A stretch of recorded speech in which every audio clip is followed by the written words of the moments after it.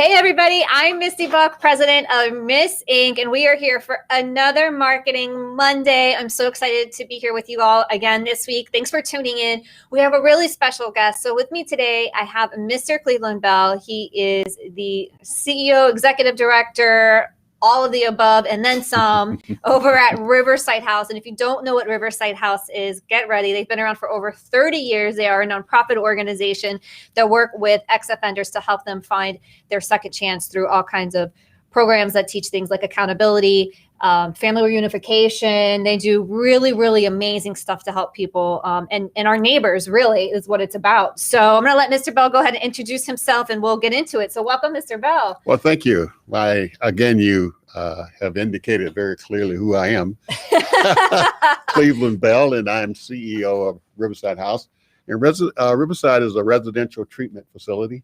And reentry, we focus on folks once they've left the institution. We try and help them reintegrate back into the community. And so when they come out of the system, they've got a lot of issues that they're trying to address.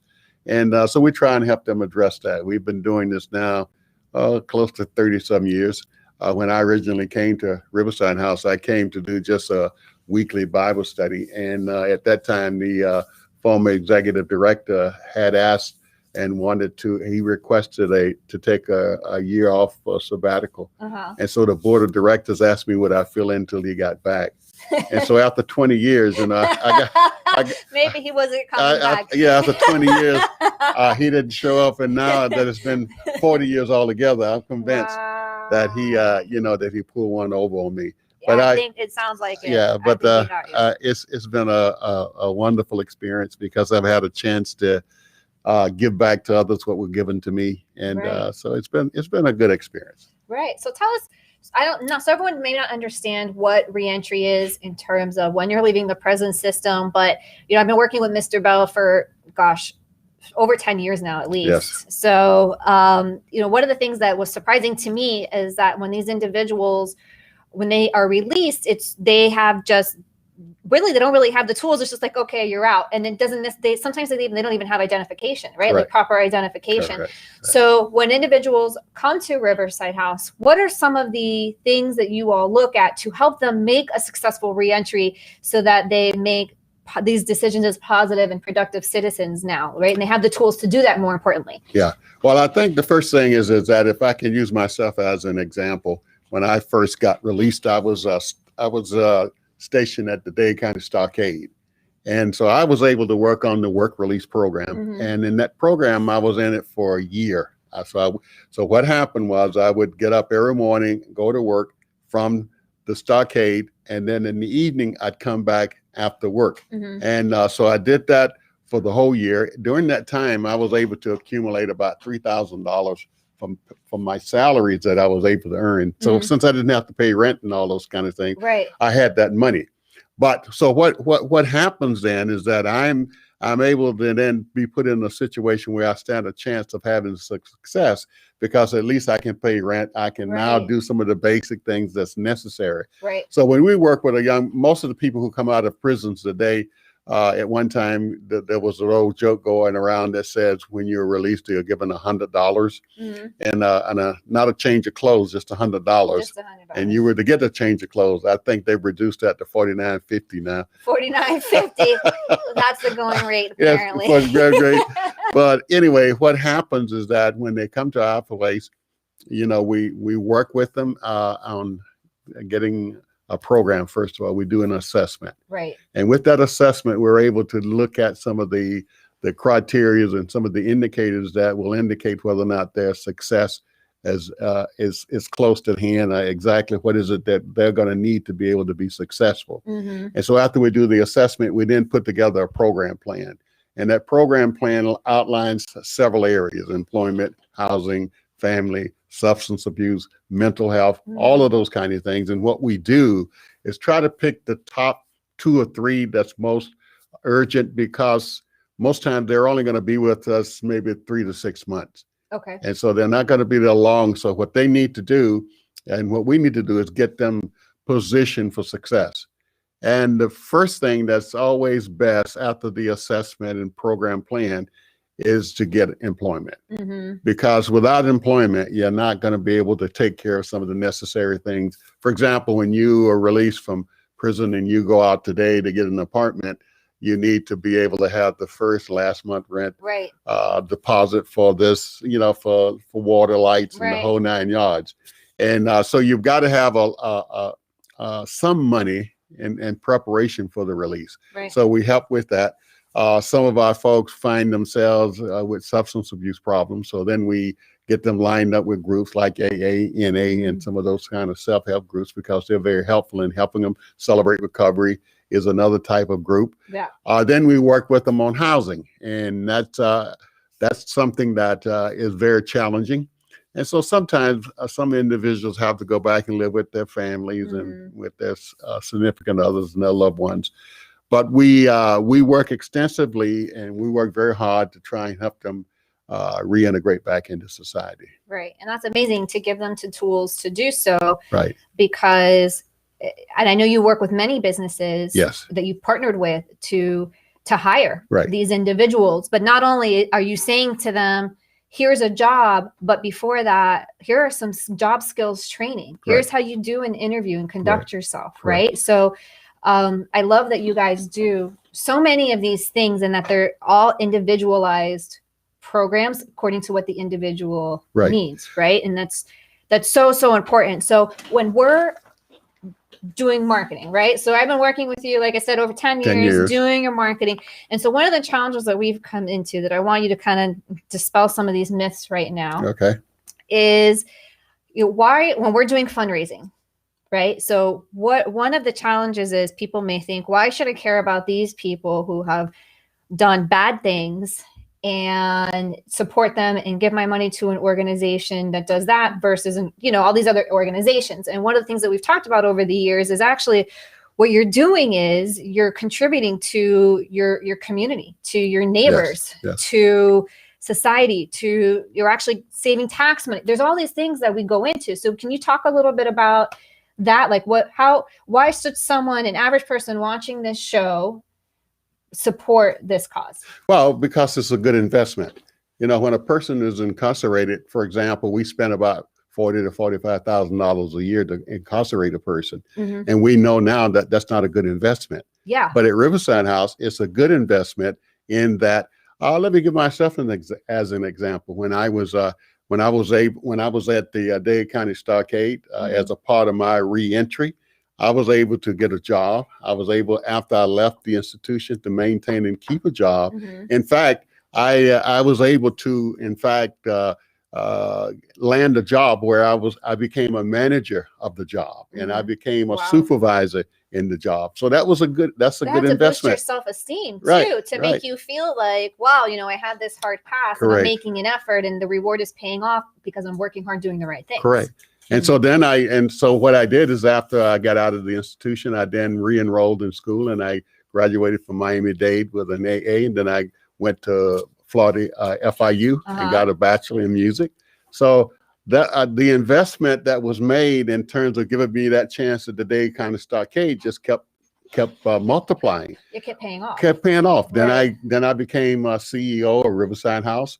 At this time, over 10,000 people have gone through the program over the last 25 or 30 years. Right. I've been a part of a group called Kairos that started a prison ministry that's now in 37 states and 10 countries. Right. I now serve on the board of directors for the Homeless Trust. So I think that investment in the Dade County Stockade was a good investment. Yeah, and because so, look at your life. Right. It's a perfect example. Exactly. If you would have come out and had zero resources, and people said to you, well, you've made mistakes, so I don't care about what you're going to do with your future. Instead of saying, you know what, let me help you. Correct. You wouldn't have done all these amazing things, and it really affected thousands, if not countless, of other lives. I think it's been a good investment. That's an excellent investment. I mean, that's an exact, but that's a perfect example of why this is important. And there are many other folks just like myself. Just needs an opportunity. Yeah. Now, it doesn't work for everybody, but it works for enough. Right. It's like the old commercial about the blonde. One blonde sees the other, and then they talks about the chemicals that they use, the what do they call it? They The usually hairnet. have one, Yeah. and one leads on to one, and one to another, and one to another. And after a Yeah. while, you see a whole photo of blondes. Just a whole photo Right. like that. Right. But that's a good way to picture Yeah. it. So that's what happens. So, for example, we've had people who have come through Riverside House who have gone on to do the same thing. One of our friends is Desmond Mees. Yes, big with the Amendment 4. Yeah. And so he's done, he went to law school and got his degree, and so he's been able to make a contribution. And I think that a lot of times the public don't know because they only see the negative side of it, the 6 o'clock news. Right. But there are folks who are getting their lives together. There are people who realize that they've made mistakes and would love a second chance. Not everybody, but there's enough of us, and it's worth the investment. Right. And I think that that's something that can apply to anybody, whether you've been through the prison system or not. Everybody's made mistakes. Yes. Everybody wishes sometimes that they had a second opportunity.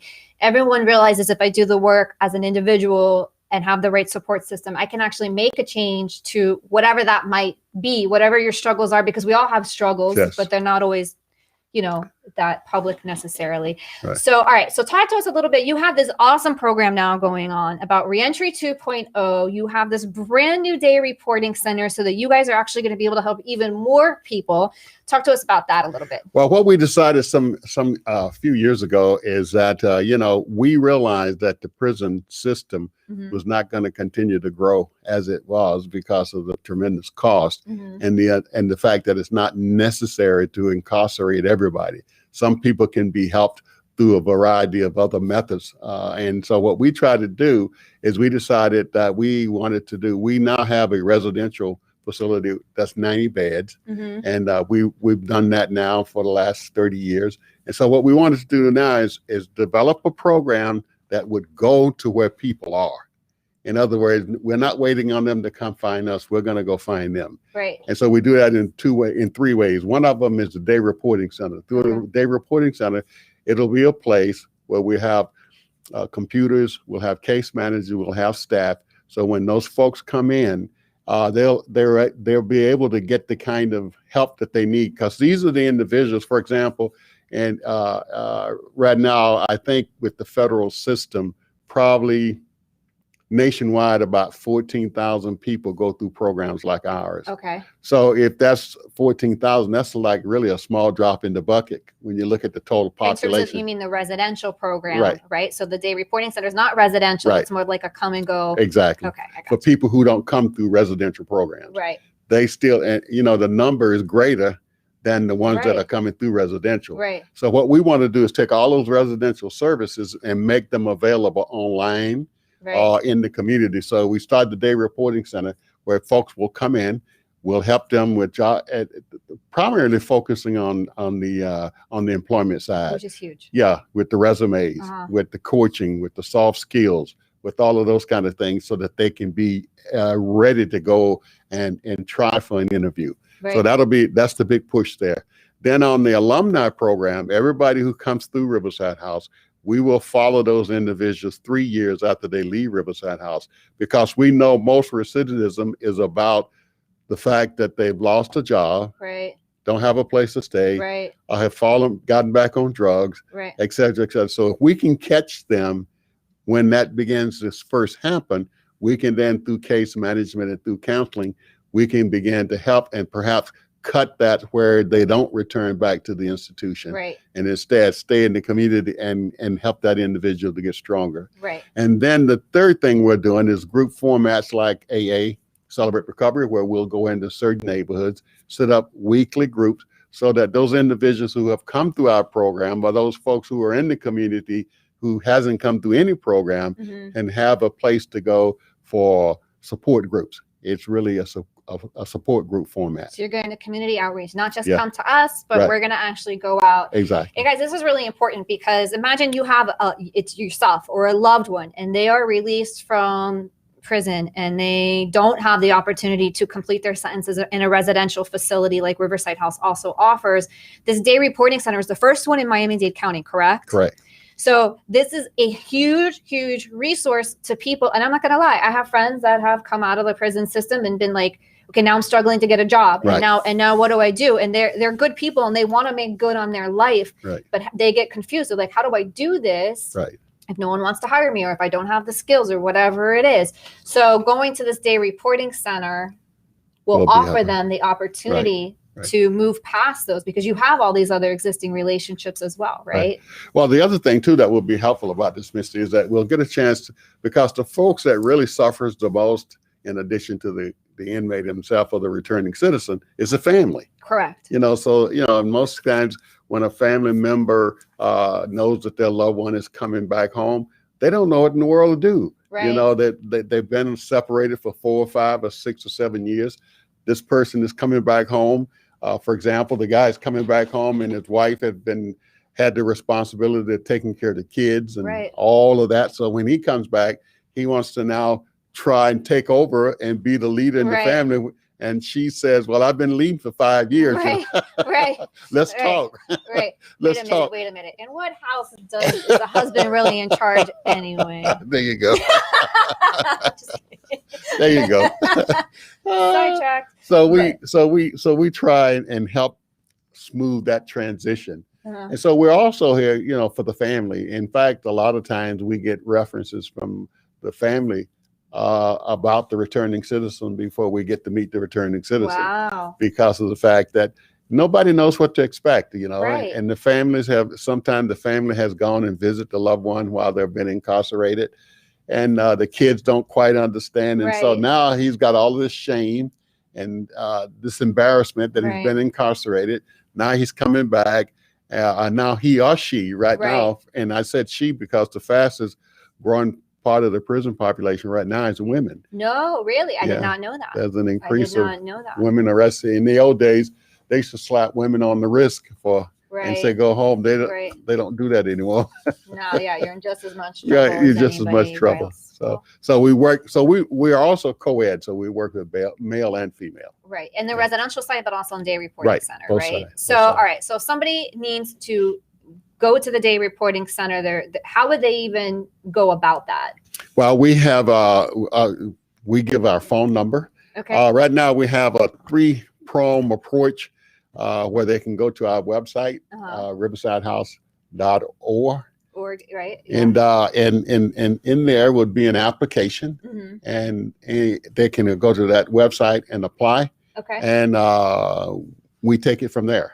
I love that. Fill out an application and we get them into the place. And how much does this program cost? At this point, there's no cost. Okay. But there is a sliding scale that we're putting in place. But at this stage, we have been fortunate enough to be given a grant, an award for us to get this particular program started. Perfect. Yeah. So right now we have the funding for this component, but we still as we grow that and as that continues to grow, then we'll be dealing with additional issues. Money is never plentiful enough. Right. Yeah, I hear that. So on that topic, if a business owner or an individual or whoever it might be hears this segment and they're like, you know what, this is I never knew these things before. Right. This sounds like a good investment, like what you were saying. I want to reach out and help these people. Correct. How can they? I know you guys take donations of old, like used business clothing. Right. I mean, gently used, of course, but so that people have interviews close to where the interviews, and they have essentials like socks. Like you take donations, obviously brand new. We have a clothing closet. Yeah, you have the clothing closet, right? Yeah. So that's one way to get involved. You can volunteer. If someone wants to make a donation, right, and they're like, man, this is a really awesome project. I want to get involved here. I want to make a contribution. How can they do that? Well, you can simply, again, go to our website, and we have and we have it all set up. So on our website, you can make a donation, and we'll be able to respond and follow up on that and give any additional information that the person may have in terms of concern or interest, and so forth. So that's how that works. That's awesome. Okay. So if you want to make a contribution to this organization, you want to find out more about it for whatever your reason is, you're going to go to Riverside House. That's one word, riversidehouse.org. And you can look up ways to get involved as a volunteer, to make those donations, to really really make a difference, right? Correct. And really impact giving people second chances, but Yes. not just like, okay, here's something you didn't work for. I mean, they're working for these opportunities when Correct. they're at the day reporting center or when Correct. they're at the reentry center. I mean, this is about, it's not just here are the tools. Right. We talk very much about this is guiding people, Right. and this is giving them, still helping them take those individual steps, right? So accountability is a huge part of your program. Correct. Right. So I think like this is just something that I'm so happy you're here and that we're talking about this. You guys have been in the community. You've been doing all these amazing things for over 30 years. You really deserve much more recognition than you get. So well, thank you for being a part of our team over the last 10 or 15 years. Oh my gosh, are you kidding me? This guy gives me a hard time, but still we stick around. We make a good team after many years. Yeah. All right, Mr. Bell. So we've been here, we've talking for about 20 minutes or so already. Is there anything else that we haven't touched on that you want to talk about? Well, I think we've done a great job. I really appreciate you inviting me over, and I really am grateful for the opportunity to talk about Riverside and some of the things we're doing. You know, when you do what I do, kind of like what you do, is you just sort of take for granted that folks understand it all. Right. And so I do a lot of these kind of engagements and speaking, and I'm starting a podcast. Well, not starting. The podcast is already started. Right. You have a podcast, and right? And you can also get the info on that through our website as well. Right. So everything right there, it's on the screen, riversidehouse.org. You could go and find out about the podcast, about donations, about volunteering, about just if this is something that you or a loved one want, the day reporting center. Right. And if there's any way we can, and if there's any way we can be helpful. Yeah. You know, because a lot of times when a person is returning to family, don't know quite what to expect. You know, what can I do to be prepared for that person? How can I prepare the family? And we work with all those types of things. Yeah. So just head over to the website, fill out that contact form, hit the call if you have to, whatever it is, they're there for you. They're going to answer all these questions. And, correct. And it really is, you know, we talk about it takes a village, but this really takes a village. It does.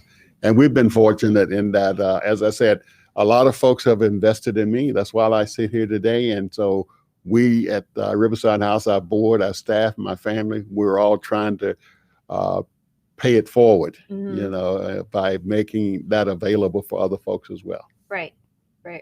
Again, I love it. I hope you come on again Sunday. We would love to have you back, hear more about all the awesome things that you guys are doing over there. And I want to thank everybody again for coming, tuning in today to Marketing Monday, whether you're here live or you're watching the recording of it. Again, we got Mr. Bell here. He is the CEO of Riverside House, and they help ex-offenders become positive and productive citizens through all kinds of programs. But the emphasis is always on personal accountability. So I want to thank you for being here. And again, Mr. Bell, you are the shining example of what happens no matter what the individual circumstances are, that you, with the right support, but also the right action and belief, that you can take steps to turn your life around and really do amazing things. Because now you, like you said, you've helped countless people all over the country, and we could probably even say the world at this point.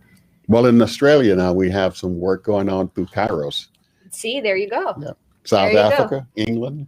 Oh, see, he's worldwide, Mr. Worldwide. Forget Pitbull. We have Mr. Worldwide right here in our studio. All right. Well, on that note, I'm quickly going downhill. So on that note, I want to thank you guys for being here. I want to thank Mr. Bell for being here. I hope you guys reach out, find out more about Riverside House. You can find us all over social media, find out more about what it is that we're doing. Hear the stories. We're always posting videos of people that we have helped as well. Those are really compelling and interesting. And if you can get involved, please do. I will see you guys next week for another Marketing Monday. Again, thanks for being here. If you want to be on the show, drop me a line as well, and we will get that done. Thanks, guys. Have a great week.